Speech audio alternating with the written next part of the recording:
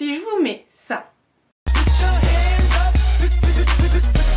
ou encore ça, logiquement, vous avez reconnu le groupe 2PM. Dans un des derniers WhatsApp, une personne m'a donné pas mal d'idées de groupes à faire pour justement le WhatsApp. Et donc du coup, aujourd'hui, j'arrive avec ce qui est devenu le groupe 2PM. Donc 2PM, il y a Jay Park qui en a fait partie, mais comme il est parti assez vite du groupe, je vais pas parler de lui. Puis, je pense que tout le monde sait à peu près qui est Jay Park et ce qu'il est devenu. Donc, je pense que j'ai pas besoin d'en parler. Alors, comme 2PM est un groupe assez vieux, et que je n'ai pas suivi parce que maintenant je n'étais pas dans la K-pop et deuxièmement c'est pas un groupe que j'écoutais. Il se peut qu'il y ait des erreurs, donc n'hésitez pas à me le dire en commentaire. Si c'est bien formulé, poliment, je le mettrai en épinglé, il n'y a pas de souci, comme je le fais d'habitude. Et puis du coup on va voir ce qu'est devenu 2PM. 2PM est formé en 2008 par la JYP. Le groupe est formé en même temps qu'un autre groupe qui s'appelle 2AM. À l'époque, le concept des groupes était de séparer les chanteurs vocalistes et les danseurs performeurs. Du coup, 2PM voit le jour en tant que bête de scène, avec des concepts sexy et une image très masculine. 2PM et 2AM apparaissent dans l'émission Hot Blood Men, qui n'est autre, comme si je devais vous donner un comparatif, la sorte de télé-réalité sur Stray Kids. Et donc dans Hot Blood Men, on voit les deux groupes s'entraîner pendant leur période de stagiaire, bien sûr à la JYP. Lors de cette émission, 4 membres sont retirés et ce seront les 4 membres qui feront partie de 2AM. 2PM fait ses débuts officiels avec la chanson 10 Out of 10, comprise dans l'EP Hottest Time of the Day. Malheureusement, le groupe ne connaîtra pas un gros succès immédiatement, mais la popularité va arriver avec leur fameuse chanson Heartbeat. Je pense que si je vous mets ce même.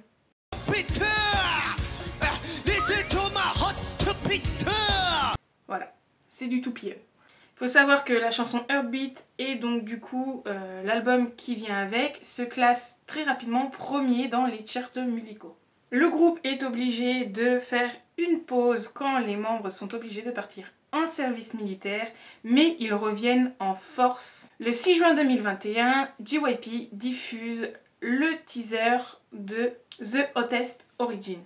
Et donc du coup, avec ça, ils annoncent le retour du groupe qui aura lieu le 28 juin 2021. Maintenant, on va passer à ce que sont devenus les membres, plus particulièrement pour savoir un peu dans quelle filière ils sont partis, s'ils ont changé d'agence ou pas. On va commencer par Junkei. Le 7 octobre 2011, Junkei sort son premier single, Alive.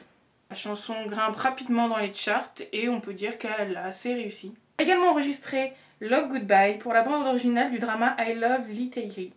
Il a commencé sa carrière d'acteur en 2012 en jouant dans la comédie musicale Les Trois Mousquetaires.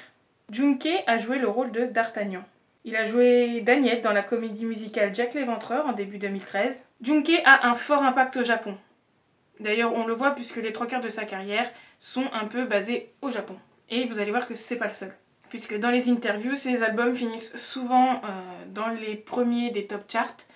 Et Junkei à chaque coup remercie les Japonais et tout ça parce que il en est reconnaissant en fait que ça marche autant, même si c'est pas une carrière en Corée, c'est une énorme carrière au Japon et il les remercie parce que il s'attendait pas à ça. Il faut savoir que la tournée Love and Hate donc de Junkei a été placée dans le top des 10 meilleurs concerts du Japon par Ranking Box. Car il a offert un des concerts les plus marquants de 2014 et il faut savoir que c'est le premier artiste coréen à le faire au Japon. Junkei, comme je vous l'ai dit, a sorti beaucoup plus d'albums et d'EP au Japon qu'en Corée puisque sa fanbase est principalement basée là-bas. Le 9 décembre 2020, Junkei a sorti son 3e mini-album coréen 20 minutes avec 30 minutes maybe too long, donc 30 minutes, comme titre principal de l'album. Après 4 années assez discrètes sur la scène musicale, Junkei décide de revenir avec la chanson un peu plus poétique Pain This Love en août 2024. Le 10 mars 2021, Junkei a sorti son 5e album japonais, This Is Not a Song. Le 10 février 2018, bien sûr je parle pas que de la musique, il faut que je parle un peu de ce qui s'est passé derrière. Donc En 2018, il a été arrêté pour conduite sous alcool. Il a été inculpé sans détention physique, donc je pense qu'il a eu la peine, mais qu'il n'y a pas eu de prison ou autre. Mais donc du coup, il a quand même dû annuler sa présence à de nombreux événements assez importants. Et Junkei a fini son service militaire et a été libéré le 2 janvier 2020. Nishikun, je pense que c'est ça, je sais pas comment ça se prononce, mais Nishikun je pense. Et ce dernier-là s'est totalement tourné vers la carrière d'acteur. En 2012, Nishikun a fait ses débuts d'acteur thaïlandais dans le film Seven Something, où il incarnait un jeune marathonien. Ce film est sorti le 20 juillet 2012. En 2013, il a été annoncé qu'il avait été choisi pour incarner le personnage principal de la série télévisée chinoise One and a Half Summer, un rôle qui exigeait qu'il parle mandarin et anglais. La série a été diffusée entre juin et juillet 2014. En août 2014, Nishikun a aussi fait ses débuts en tant que designer et a sorti une collection de sacs en collaboration avec la marque coréenne Rosa Kei. En 2015, Nishikun a fait une apparition dans le film chinois Forever Young et dans le film thaïlandais Touch the Sky. Nishikun est également devenu mentor dans une émission de télé-réalité musicale chinoise, Young Youth Training, et il a sorti son premier album solo, Me in Japan, le 13 décembre 2016. Et il faut savoir que toutes les chansons de l'album ont été composées par ses propres soins. En 2021, Nishikun et Chansung ont fait des apparitions spéciales dans Vincenzo pour soutenir Taecyeon dans l'histoire de Vincenzo et le grand méchant, mais on va y revenir. Donc pour ce qui est du service militaire, en Thaïlande ça marche totalement différemment qu'en Corée. Puisque en Thaïlande, donc toutes les personnes qui sont en âge de faire le service militaire se rassemblent et c'est une sorte de grosse loterie. Donc je crois qu'il y a du volontariat au début, donc toutes les personnes qui veulent le faire s'inscrivent. Et à la fin, en fait, on prend chaque district de la ville et c'est une sorte de loterie qui détermine si oui ou non tu dois aller au service militaire. Je crois que j'ai appris ça quand ça a été Bam Bam. Et donc du coup, tous ceux qui restent, qui n'ont pas été appelés ou qui ne se sont pas inscrits au volontariat, attendent et en gros, il reste tant de places par rapport à ceux qui se sont enrôlés ou pas. Et donc du coup, les places sont tirées. Donc par exemple, il reste 10 places et il reste une cinquantaine de personnes.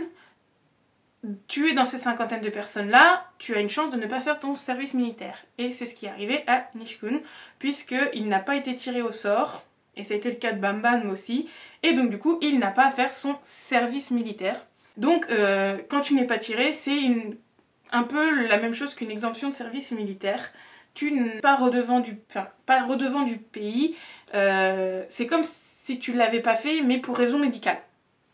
Souvent les exemptions en Corée c'est pour cette raison là et donc du coup en Thaïlande c'est juste que tu n'as pas été tiré au sort et qu'ils avaient assez de personnes pour le faire. Le 24 juillet 2012, Nishikun a lui aussi été impliqué dans une collision en voiture avec un motocycliste et il faut savoir que pendant cet incident, Nishikun était lui aussi sous l'influence de l'alcool. Donc du coup son permis lui a été retiré et ce dernier a fait ses excuses public pour l'incident. Taecyeon, c'est à peu près le seul membre de 2PM que je connais vraiment puisque j'ai regardé Vincenzo et j'ai adoré son personnage. C'est un très bon acteur, allez-y.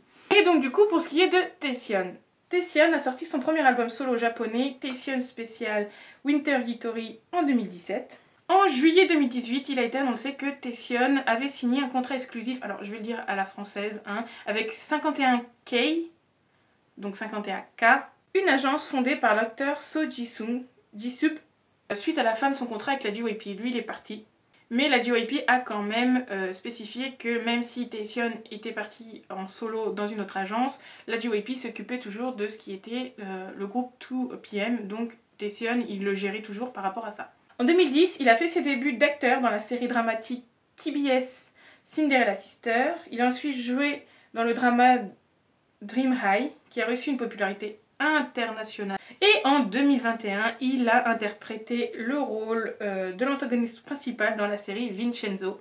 En décembre 2010, un des porte-parole de JYP annonce que Taecyeon voudrait annuler son visa permanent en tant que personne américaine et qu'il voulait faire son service militaire en Corée. Donc son visa de personne permanente sur le territoire en tant qu'Américain a bien été annulée.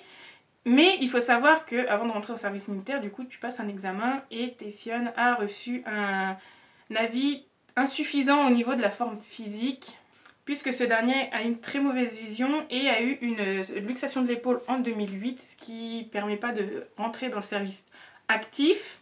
D'ailleurs, si vous voulez savoir ce qui est actif, passif, alors actif ou je crois que c'est passif, allez voir ma vidéo, je vous la mets dans le petit, ma vidéo sur le service militaire et BTS, et j'explique un peu en première partie tout ce qui est le service militaire. Et donc du coup, Taecyeon va faire son service militaire dans la fonction publique, donc du coup en passif.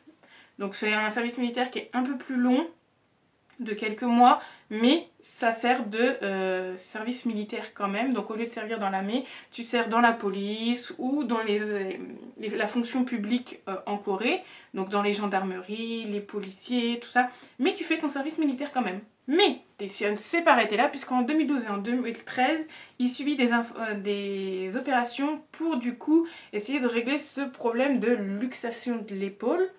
Et après avoir soigné cette fameuse luxation de l'épaule, eh ben, il a repassé le test d'aptitude et on lui a donné l'autorisation de le faire en actif. Je trouve que c'est incroyable, puisque c'est pas partout qu'on dirait genre oui tu peux le faire, donc ça dure un peu plus longtemps, mais ça sera peut-être un peu moins éprouvant.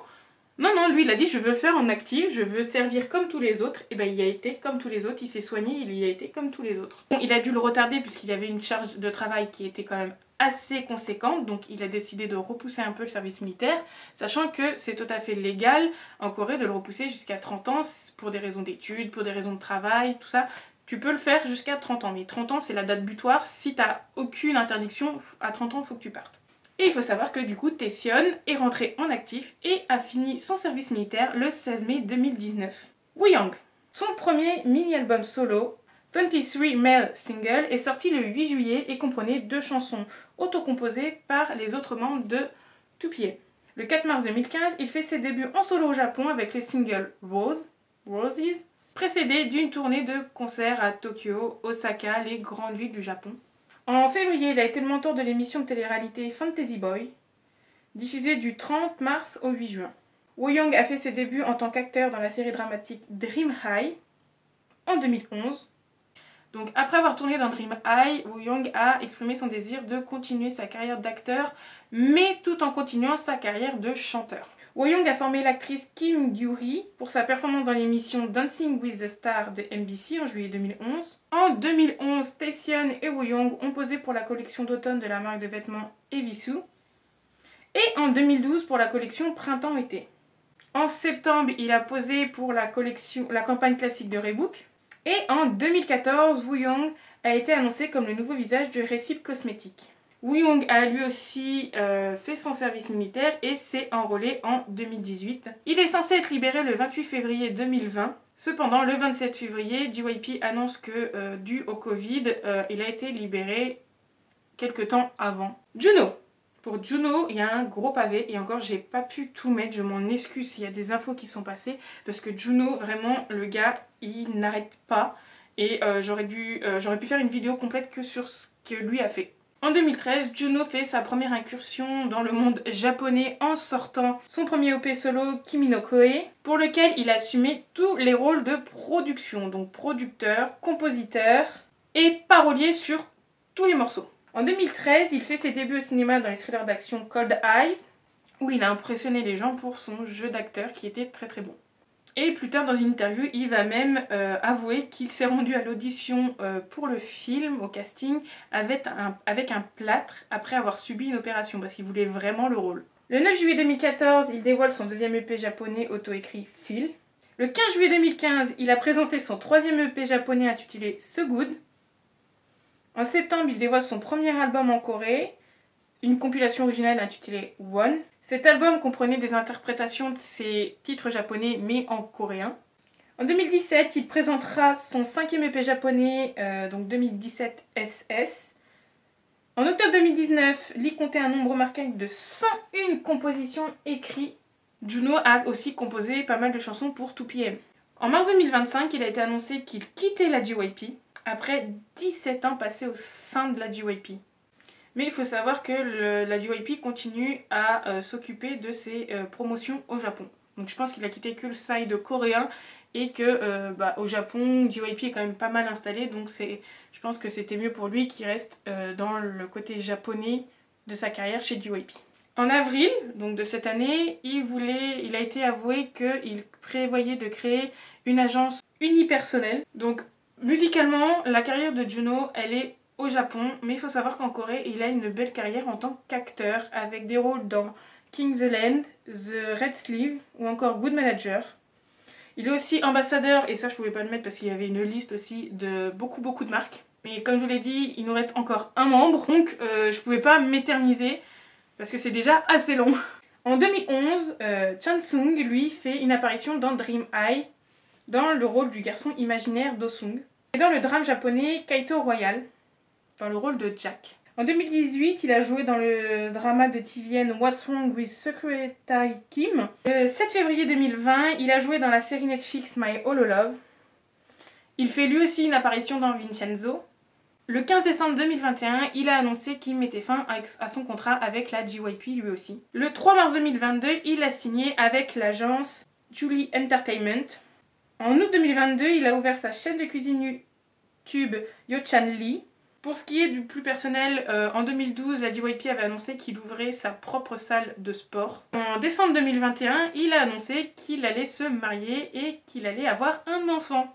Et c'est donc une petite fille qui est née le 26 juillet 2022. Donc voilà pour ce qui est de qu'est-ce que sont devenus les 2PM.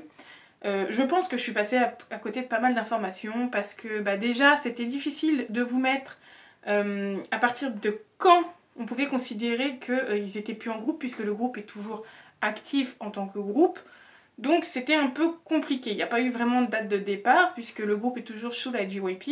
Donc du coup j'ai pris un peu pour vous faire des bases, voir ce qu'ils avaient fait avant et donc du coup voir jusqu'à dernièrement ce qu'ils étaient devenus. Ils continuent tous leur carrière, ça a l'air d'être sympa pour tous. Bon, il y a eu quelques petits couacs, quelques petits accidents sous alcool pour certains, mais ils ont l'air de continuer leur vie et ils marchent apparemment toujours autant. Bon, beaucoup, certains au Japon, les autres dans une carrière d'acteur, il n'y en a pas beaucoup qui suivent encore une carrière de chanteur. Mais c'est souvent le cas en fait, une idol de K-pop va faire tant d'années en tant qu'idol de K-pop et va ensuite se recycler donc dans le divertissement, dans les émissions, en tant qu'acteur, il y a plein de voies. En fait, quand tu finis d'être idol, faut pas se dire que faut rester dans la musique et je ferai que ça. Non, une fois que tu finis en tant qu'idol, comme tu as touché un peu à tout, tu as fait de la comédie, tu as fait de l'acting dans tes clips, tu peux aller partout, tu es bon, ils vont te prendre, tu continues.